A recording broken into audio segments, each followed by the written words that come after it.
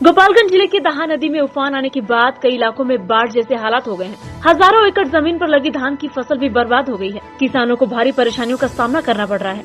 दाहा नदी ने गोपालगंज जिले के उचकांव गांव प्रखंड के 6 पंचायतों में जमकर तबाही मचाई है, जिससे कई गाँव में बाढ़ जैसे हालात हो गए हैं। पानी से कई परिवार विस्थापित हो गए हैं, तो कई के आशियाने जमींदोज हो गए हैं। इससे सैकड़ों परिवार प्रभावित हुए हैं। बाढ़ के पानी से हजारों एकड़ जमीन में लगी धान की फसल पूरी तरह से नष्ट हो गई है, जबकि मकई, गन्ना, बाजरा आदि की फसल भी पानी से बर्बाद हुए हैं। अभी हालात ये है कि पानी कम होने का नाम नहीं ले रहा, लेकिन किसान इस आस में धान का बिचड़ा खेतों में रखे हुए हैं कि जब पानी कम होगा तो फिर से रोपनी कर दी जाएगी।